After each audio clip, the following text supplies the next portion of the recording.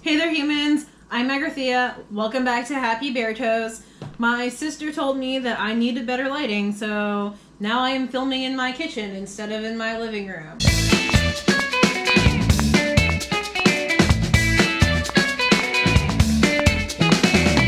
Let's go over my Christmas book haul. So the first things that I got Good Morning, Good Night by Lin-Manuel Miranda, which is super exciting because I love these tweets and I've wanted this book and now I have it! Yay! This was a gift from my mother. I opened it on Christmas morning. The next thing that happened was we went into San Francisco to get tattoos, me and my two sisters, and we got there with plenty of time to spare, so we just decided to walk around the city a little bit, and we passed by a library. I am not from San Francisco, so I don't remember which library it was or if there's even more than one, but this particular library was having a $1 book sale, and so I picked up a book that I've always wanted that I can't believe I found there. This is the Hyperbole and a Half book. Gotta love Ali Broche. Mwah. I actually remember when this book came out, I was going to get a copy of it for my sister as a gift, my older sister, and before I could do that, she had purchased it for herself. So now I have one, and it's all mine. The next thing that I acquired was this at the same library sale. This is the Butte Little Book of New Zealand Slang. I am going to New Zealand in September with my friend Heather for Heather's 30th birthday. My mom found this and she thought it would be fun for me to have.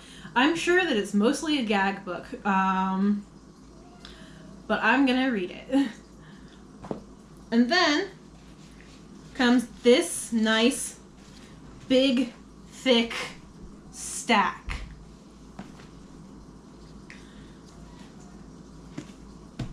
My Brother's Husband by, is it Gengoro or Jengoro? Probably Gengoro. Gengoro Tagame, Volume 1. I've read part of this book before at the manga library at Zenkai-Con. Last year I found it. I think it was the manga library at Zenkai-Con. It's been on my radar for a while because, you know, nice, solid, good queer representation in manga. It's not that it's hard to come by.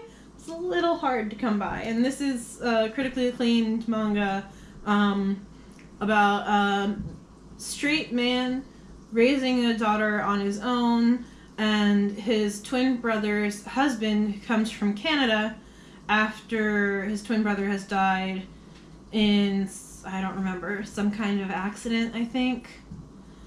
But, so it's all about the kind of getting over, the main character getting over his internalized homophobia and learning how to accept the fact that his brother was gay. And also it's about him dealing with his grief over his brother's passing, as well as his brother-in-law's grief over his husband passing. So there's just a lot of beautiful, good stuff in this book, and I'm really excited that I have it now and I can finish it because I didn't get to finish it when I was reading it in the manga library. On a similar note, I picked up My Lesbian Experience with Loneliness and My Solo Exchange Diary by Nagata Kabi. And these have been on my radar for a little bit less in terms of timeline, but that's because they're newer books. They just came out recently, and I had not read them before we purchased them, and now I have read both of them in their entirety. And it's just some beautiful, beautiful writing about mental illness that really it hits you in the heart, especially if you've ever dealt with anything like mental illness, like anxiety and depression. It's really beautifully done. I will probably make a video on these books at some point because they were just that good. If you're a fan of manga, if you're a fan of queer lit, if you're a fan of graphic novels in general, I would highly recommend these books. Yeah. And it's pretty self-explanatory. It's her lesbian experience with loneliness. Not going to go too much into detail on it right now, but I could not praise these books more highly. I really like them. And then the next section of books that I purchased, classic Japanese literature in translation, because I love me a good translation. So, top of the list is the brand new translation of Ningen Shikaku, titled A Shameful Life by Osamu Dazai. If you know me in person, you might know that No Longer Human, the original translation of this book, is one of my favorite books of all time, and that at some point in my life I am planning on getting a tattoo from that book on the back of my neck. I haven't gotten it yet because until recently I was very afraid of getting a tattoo. Now that I have one, though, it's much more likely to happen. So I remember when I did my first video ever, which was on The Setting Sun by Osamu Dazai, that I found out around that time that a new translation was coming out of Ningen Shikaku. And I saw that the title was going to be changed from No Longer Human to A Shameful Life. And I haven't read this book yet, but I'm anxious to read it and compare it to the other translation to see if this translation holds up as strongly as the other one does, because I personally don't like this new title. I think that it doesn't really capture the feeling of the book the way that the phrase No Longer Human does, which is closer to an accurate translation of the title. However, I could be wrong. It could be the way that this translator decided to take this book really emphasizes the shameful aspects of Yozo's life. And as a book that's really important to me, I do think that it's important for it to be translated more than just the first original time. Hi, kitty! Hi! So, A Shameful Life, Osamu Dazai. You're just gonna... We're gonna put you over here. Good girl. Next up, I've got Confessions of a Mask by Yukio Mishima. This book has been on my want to read it list for a while. I really love fan fiction, and I write fan fiction for Yuri on Ice fandom because I am a total nerd and it's beautiful. And I chose at one point to include a reference to this book because this book deals with homosexuality in Japan. And Yuri on Ice, if you're not familiar with it, also deals a little bit with homosexuality in Japan. So I'm excited to read this. I'm glad that I found it in the store. And here comes the cat again. Kitty. Bye, kitty. So, yeah. This book. The next one I snagged is Botchan by Soseki Natsume, which is a 19th century novel.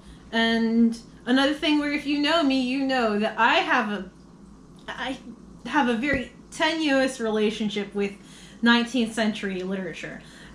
However, the 19th century literature that I have most experience with is British and Portuguese, and it's all, you know, the 19th century realist movement, 19th century romanticist movement. I don't like either of those. I don't like the big, clunky, heavy novels. I don't like the Dickens style. I don't like the Essa style. It's not my thing. Other people can love it all they want, but it's not my thing. This book is not huge like that, and it's not from the same part of the world. So I'm wondering if I'm going to have a better experience with 19th century Japanese literature as compared to my experience with 19th century British and Portuguese literature. We'll find out. Then next, this has been in my cart on Amazon for a while, but I got the nicer version than the one I had in my cart. This cover art is beautiful. Just like, look at this. Look at this. This is Rashomon and 17 Other Stories by Ryunosuke Ryunosuke Akutagawa. I had this book in my cart because I really enjoyed Bungo Stray Dogs, and I would like to read more books that are portrayed in that series as superpowers. Bungo Stray Dogs is also pretty silly, but you know, I can't help it. I enjoyed it. I like books and I like all the literary references, and so I wanted to read more of the books that helped inspire that series, even if they're not super obviously connected. I would like to read them. So I'm excited. This is Rashomon. I've been wanting to read this for a while. Now, the last book that I got on this like whirlwind binge of book buying is a nice, thick, heavy tome. This is called Anime Impact: The Movies and Shows That Changed the World of Japanese Animation. And it's a collection of micro essays by all sorts of people. I don't know all of them. I've only read a couple of them so far, of these micro essays. But it was edited by Chris Stuckman, and I thought that it would be a good reference to have. You know, I like doing research. I like stuff like this. And even if it's not necessarily the most academically stringent of texts, just the fact of its existence as a collection of essays about the importance of anime to the Western world is pretty important in and of itself. So I'm excited to dive into this and look through it more closely. I read the essay on Yuri on Ice already because that's my major fandom. Sailor Moon, I read that one already because that's like deep into my childhood fandom. Sailor Moon was the original. It started it all. Sailor Moon.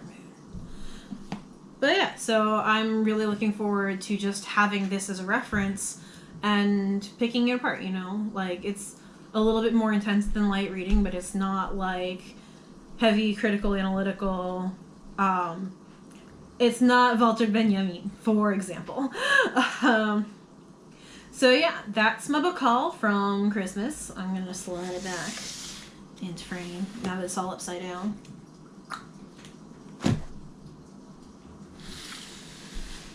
Yeah, okay. Books. I have a lot of books. It's a growing problem. And by problem, I mean a growing wonderfulness. I have so many books. And I have, like, even more at my parents' house. So, as just, like, a channel update, I've got one video that I filmed in July. Way back in July, with a friend of mine that I've been wanting to edit, meaning to edit, planning to edit for ages, and I haven't done it yet. So I'm going to try and get that done sometime before my last ever semester of coursework starts in my PhD program. And then after that, I'm going to try and go forward and maybe actually start making videos. Because I made like 4 of them over the summer this past year, and I really enjoyed it, and I've wanted to get back to doing it. So, that's it. I don't know. Read more books. But I give my life for a painting. I give my life for a song. I give my life just to know what's going